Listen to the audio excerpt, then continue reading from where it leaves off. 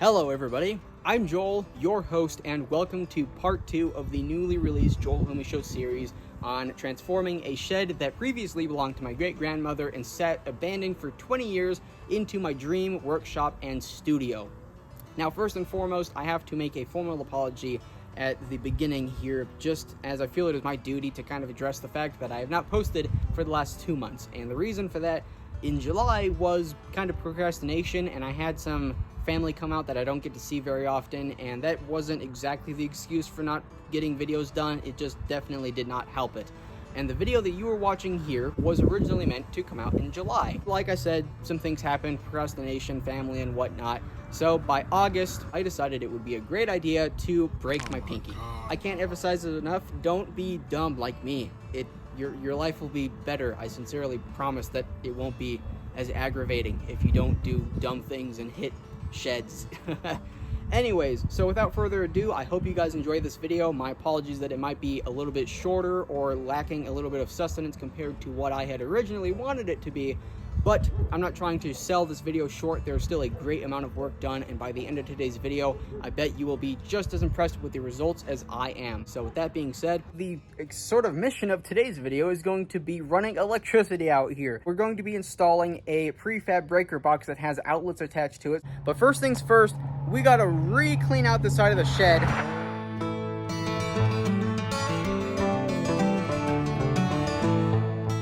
Alright, I didn't want to pick up the 14 because I've got it filming the time lapse, so here's the 11. I just got all of this drywall taken out, and look at what I found behind it. When was the last time you guys think this stuff saw the light of day? Oh my goodness. Oh, I've never seen a can of WD-40 for $1.19. Dang.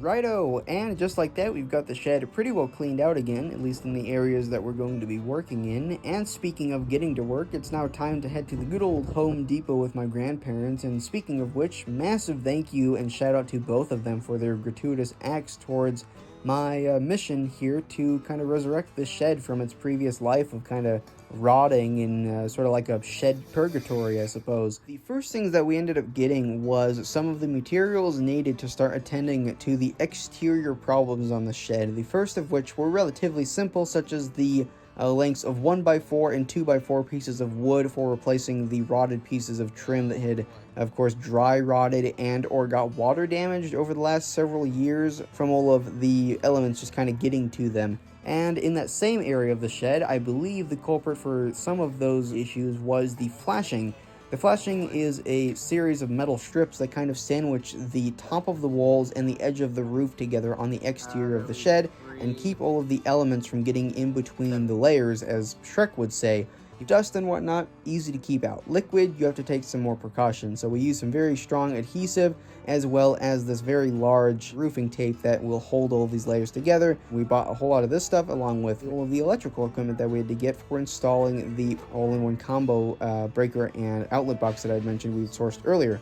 So what we ended up going with for the wire was 3 50-foot lengths of 10 gauge wire in green, white, and black for the ground, neutral, and power wires. So the idea was to run wires from my house to the shed, and my house would provide power from the city grid. And long story short, my house is old and is definitely in need of some hardware updates before it can provide power to the shed. So that will be another video, another day sort of project. And while we were at Home Depot, I also made sure to, well, speaking on the topic of exterior portions of the shed that needed attending to, of course the paint is definitely not an exception. It's actually probably one of the most degraded, falling apart things on the shed. So my grandfather recently repainted part of his house, and I made sure to get the paint code from him because I really like the color. It's sort of like a nice darkish brown that I think will be a nice muted color that'll kind of go along with the colors of the environment that the shed is sitting in. So got that from him. We got some mixed up by the paint department. We're able to grab a gallon of that, take it home. And speaking of installing all of these new parts and whatnot, let's go ahead and get back home and start by installing some of this new trim. Hello, grandfather. Hello. What do we have? You have some stuff for your shed. Yay! Electrical and lumber to fix the roof. Necessary things. And conduit. Yes, that too. And now that we've got the inside of the shed cleaned out a little bit more so that we can work inside, we're going to do a little bit of prep work over here. I doubt whether they still exist. Peterson's. I think so. That also looks like there was bugs in it or something. It's dry rot.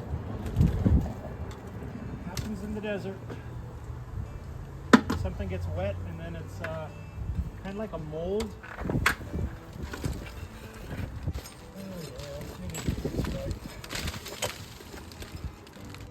Knotheads. We're working in the shade, which is always a bonus in the desert.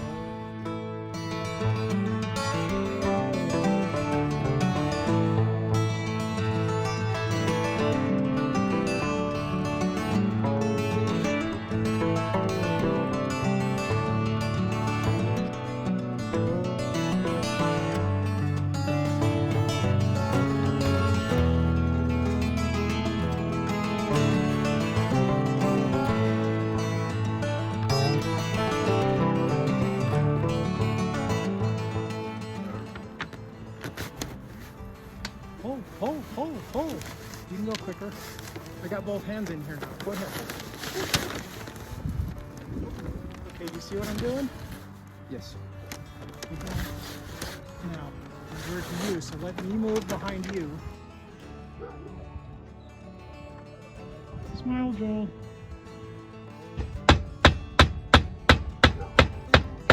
Huh. That was supposed to be under the roof.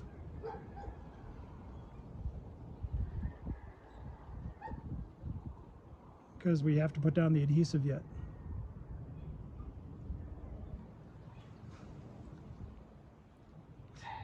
Oops.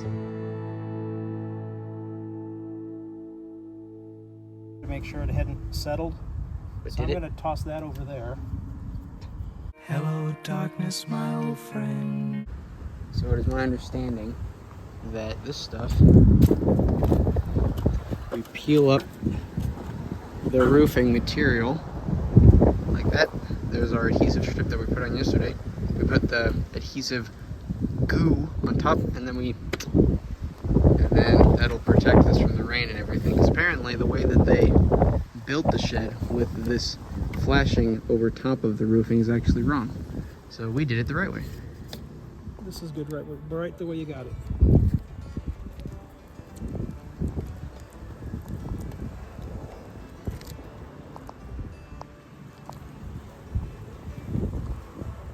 Here, smile or something. The more you do it, the more you'll go, oh, okay, that's the way I'm supposed to do this. So just lay it on real thick. And it starts to set up in it gets tacky in about 15 minutes.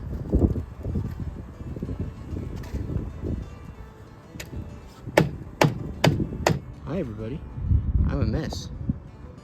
So is the roof.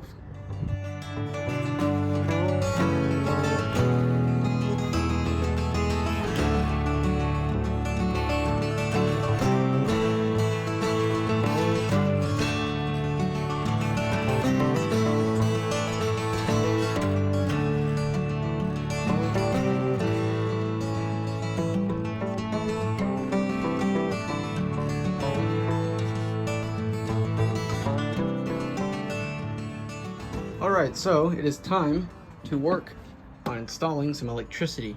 So we have this multi-purpose, all-in-one breaker panel with 4 outlets with the ground and everything, so big stuff can be plugged into it. At least semi-big stuff, these are all 20 amp. So what we're gonna do is cut a piece of plywood that is 25 inches. That's exactly from the end of that stud to the end of this one. And once we put that there, we can put that electric box on this side and have a kind of void, like a dead space behind the box that all the wires can run down, go over there to where the outlet, the temporary outlet, is going to be to essentially plug in the shed, sort of like a RV.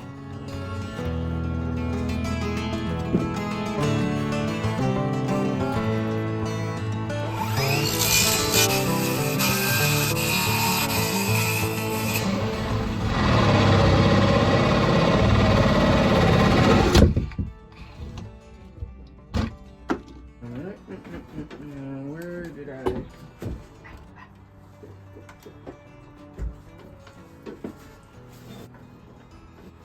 Keep going, keep going, keep going. Go ahead and pull it through.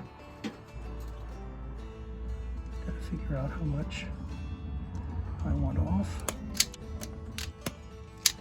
Okay.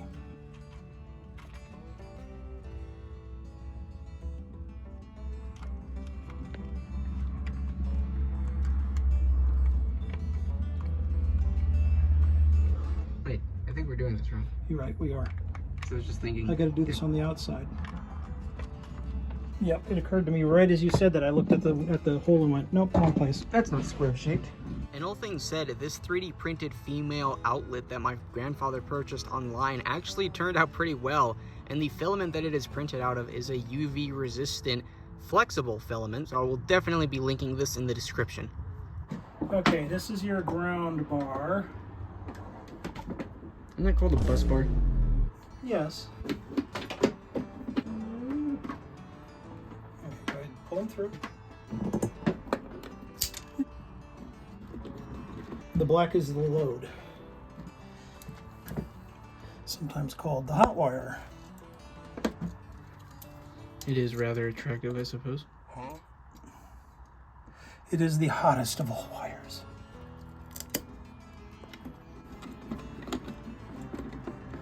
We hear a loud zap. Unplug it again. Let there be power. All right. Well, no loud zap. No loud zaps. Walk inside and the box is smoking. It's on!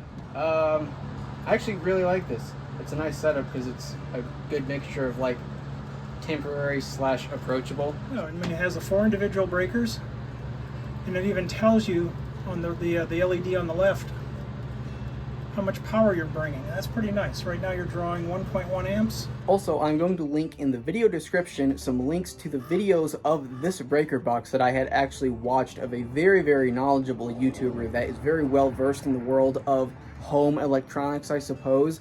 And he had reviewed the original version of this product when it was first released and first hit the market, and he had pointed out some very, very fatal issues in the design, and the company actually revised those issues. Those will be linked in the description, as well as the listing to where you can actually purchase it.